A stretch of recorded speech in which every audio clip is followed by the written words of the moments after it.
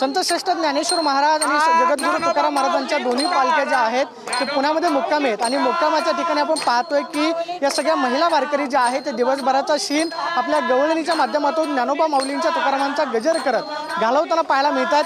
या सगळ्या वारकऱ्यांच्या चेहऱ्यावरती एक समाधान असतं। आळंदीपासून पंढरपूरपर्यंत हे सगळे वारकरी प्रवास करणार असताना आपण पाहतोय की या मुक्कामाच्या ठिकाणी या सगळ्या महिला वारकऱ्यांच्या तालावरती ज्या आहेत भक्तिरसामध्ये नाहून गेलेल्या आपल्याला पाहायला मिळतात। कोल्हापूरच्या आरेगावमधून ही पालखी जी आहे ते पुण्यामध्ये आलेली आहे। आपण पाहतोय की सगळ्या महिला या ठिकाणी फुगडी धरत ताल धरत या ठिकाणी आपला आनंद उत्सव जो आहे तो वारीचा आनंद या ठिकाणी व्यक्त करताना पाहायला मिळतात। बाल वारकरी जे आहेत ते सुद्धा आजच्या पालखीमध्ये सहभागी झालेले आहेत आणि दरवर्षीच्या प्रमाणे आपण पाहतोय की परंपराप्रमाणे ज्या पालख्या पंढरपूरपर्यंत चालत जातात त्या वारीमध्ये या सगळ्या महिला वारकरी ज्या आहेत मोठ्या प्रमाणावरती सहभागी असतात। या आजी आपण पाहतोय की आजीचं वय जवळपास 82 वर्ष आहे। आजी किती वय आहे तुमचं? 82 82 कुठून आले? कोल्हापूर कसं वाटतंय आता? कायम मस्त मी आनंदात आहे बघा। कायम किती काही मला त्रास नाही।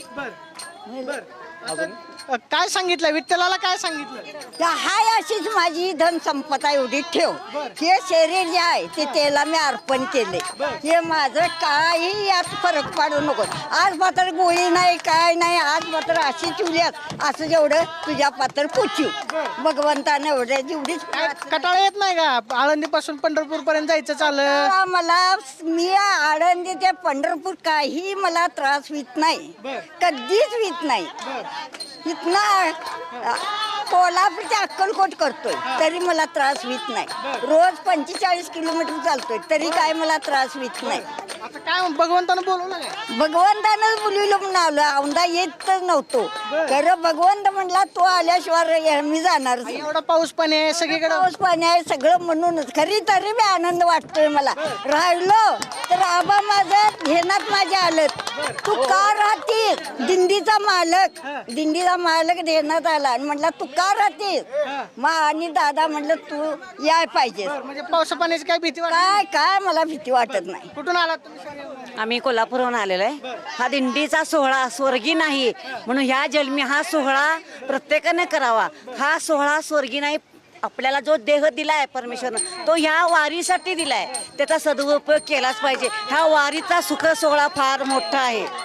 कसं वाटतंय वारीमध्ये सहभागी? एक नंबर मध्ये वाटते, बरं वाटते। काय घरून येताना काय मनामध्ये ठरवलं आता? पंढरपूर काय ठरवतोय? आलोय असं जायचं काय? कराडवरून आलेलं आहे। तरुण वारकरी आहेत वारीमध्ये आजकाल तरुणांचा आता मोठ्या प्रमाणावरती सहभाग पाहायला मिळतोय। वारीची परंपरा दिवसेंदिवस वाढत चालली असं वाटतं? होय, निश्चित वाढत चालल्या दिवसेंदिवस आणि तरुण जसा जागा होतोय तसं त्याला समजते की भक्तीशिवाय दुसरा पर्याय नाही आणि त्याच्यामुळे पैसा आणि इथे सगळा जरी असला तरी भक्ती आणि समाधान ही कुठपर्यंत आहे तर वारीत आहे हे सगळ्यांना समजते, म्हणून तर तरुण वर्ग यात येतोय। आजी इकडे या। आजीचं वय बघा 82 वर्ष आहे। दरवर्षी आजी वारीमध्ये असतात। फुगडी खेळून दाखवणार का? घालतोय घोडा घालतोय कुठलं पाहिजे ते करतोय काय सगळं करतोय। अजून काही मला फरक पडलेला नाही। एकदा करून दाखवा जरा, थोडं आजी इकडे पाठीमागे या जरा। हा घोडा करून दाखवा।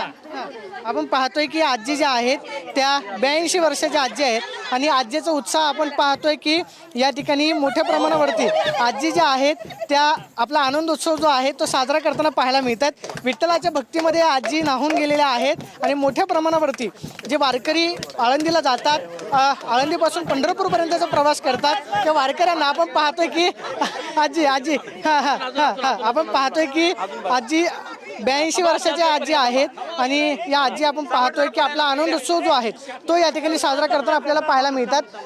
आजी हे सांगा काय थकवा जाणवतो का? काही नाही मला फरक हाय असे आहे। या भगवंताच्यावर मी ध्येय अर्पण केलाय। बोला पुंडलिक पाहतोय की हे सगळे वयोवृद्ध वारकरी महिला वारकरी जे आहेत मोठ्या उत्साहामध्ये आनंद साजरा करतायत आणि पंढरपूरच्या वाटेवरती चालताना पाहायला मिळतात। कॅमेरा पर्सन अभिजित पिसे, प्रदीप कापसे, TV9 मराठी, पुणे।